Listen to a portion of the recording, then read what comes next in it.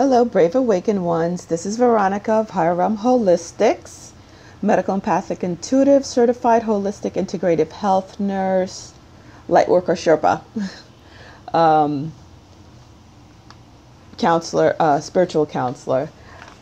Like I say, if this doesn't resonate with you, it doesn't resonate with you, then dang it, I ain't for you. Okay?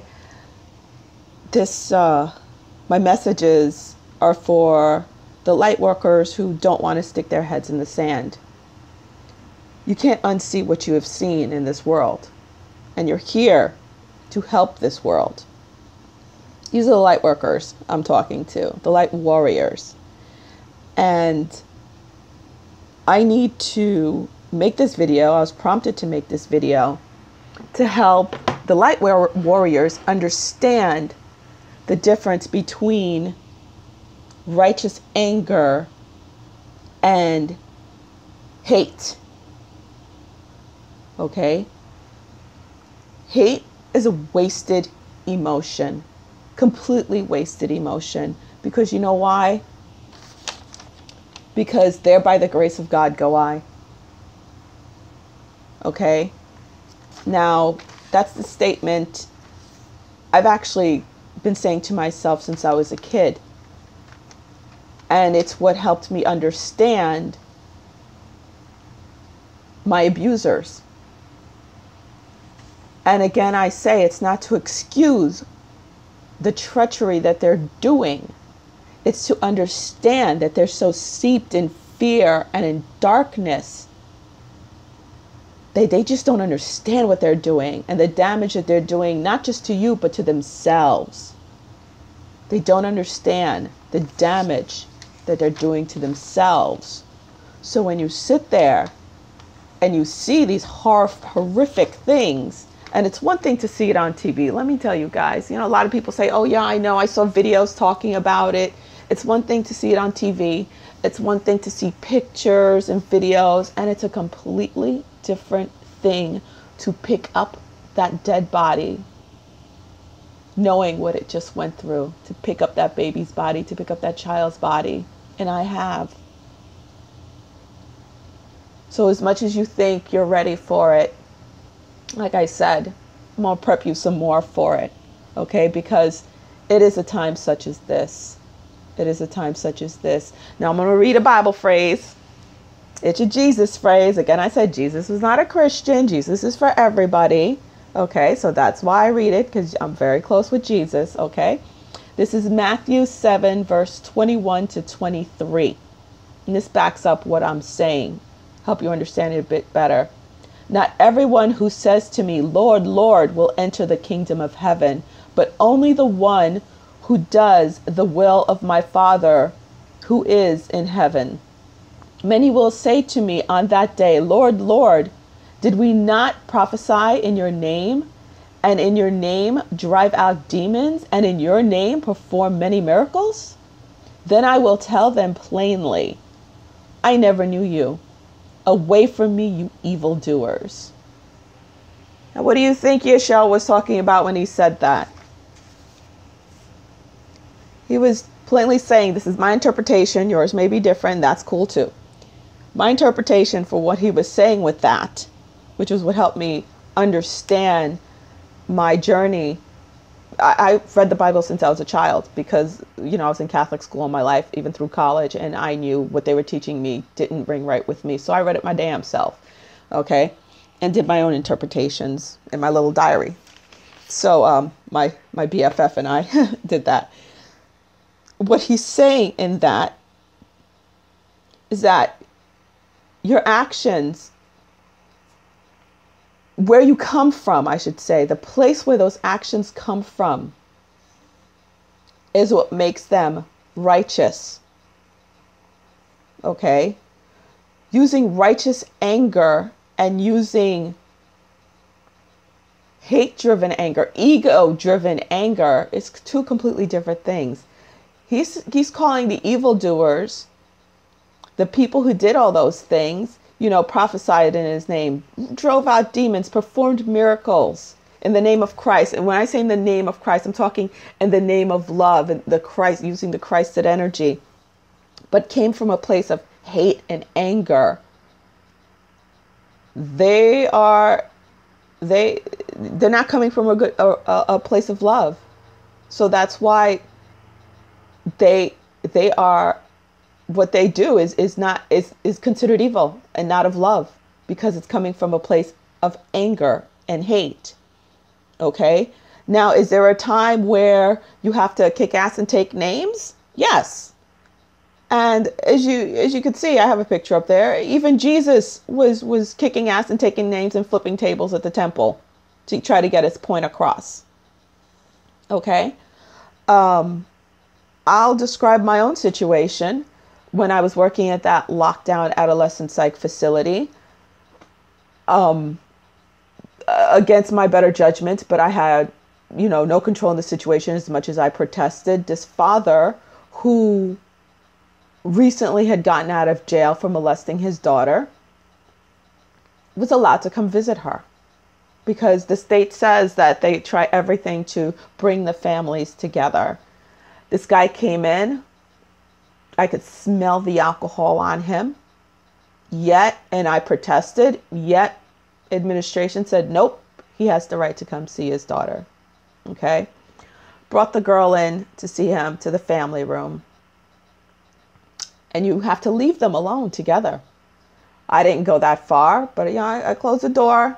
I went about my business. I didn't go too far. I was talking to some other kids.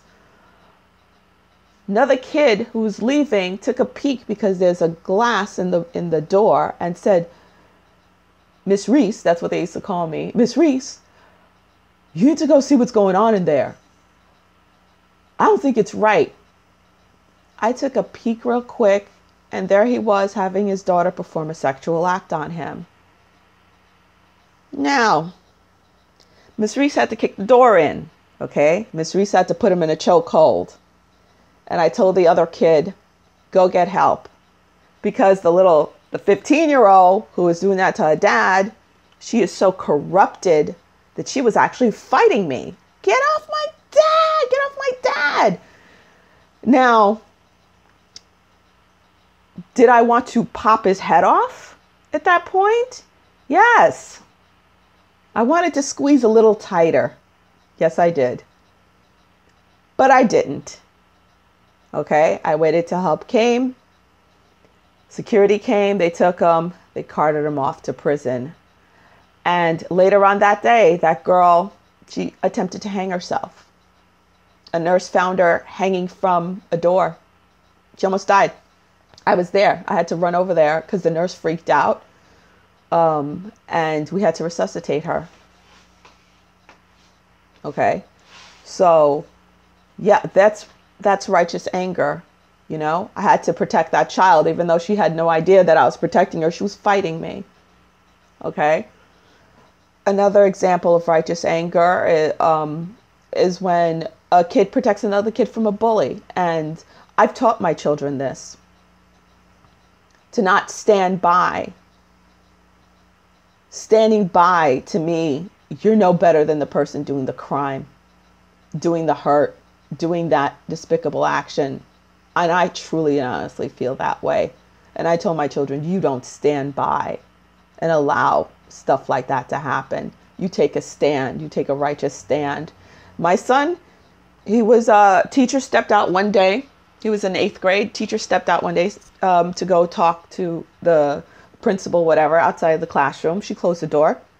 And this bully who used to terrorize all the other kids decided he was going to come terrorize my son's lab partner in science class. So he's picking on this poor little kid and everything like that, pushing him around. No one's saying everything. Everyone's afraid of this kid because he got left back twice, so he's a big kid. But my son, being the 2nd-degree black belt that he is, and understanding righteous anger, put the kid in a sleeper hole. Put him to sleep.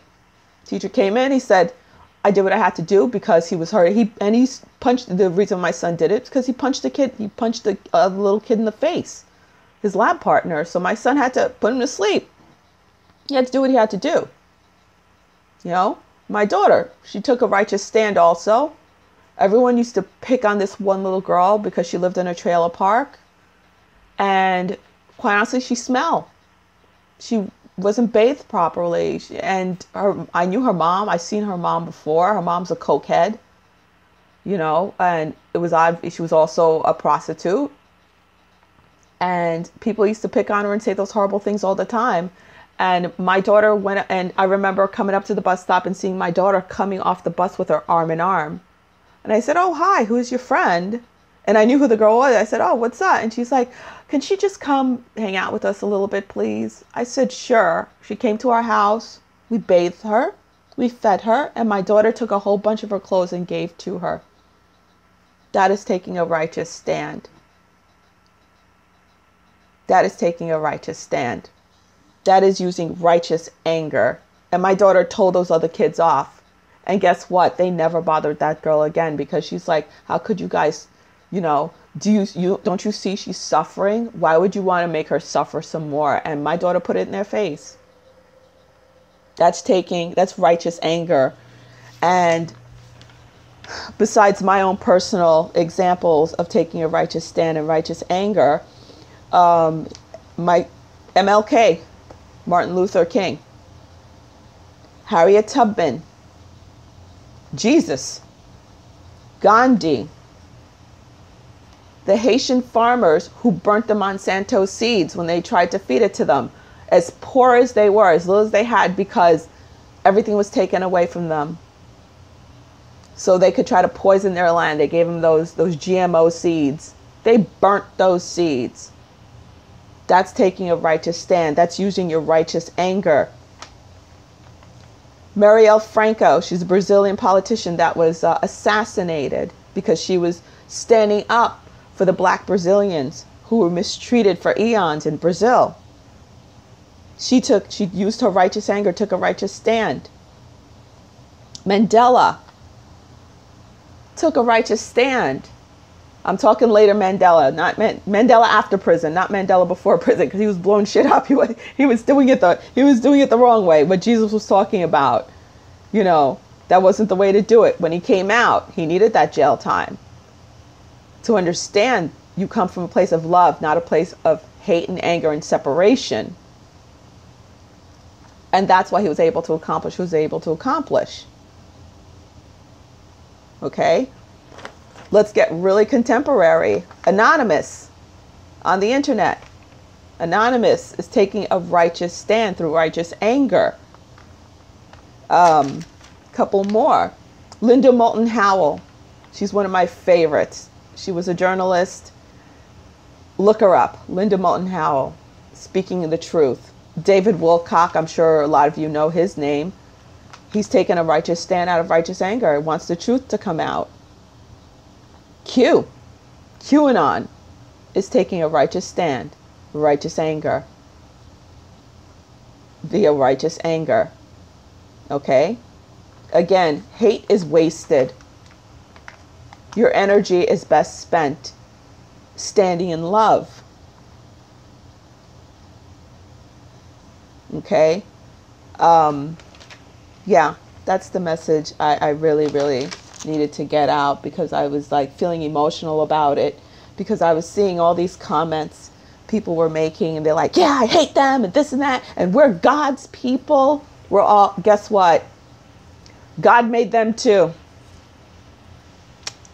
I said it. God made them too. Who made them if God did not make them? God made them too.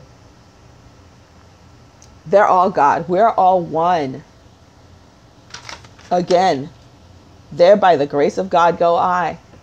Pray that they come out of their darkness. That doesn't mean you stand there and not pay it and not do what you have to do. Not take a stand in love, in unconditional divine love. Because just know they're hurting themselves. They're damning themselves. You come from a place of pity.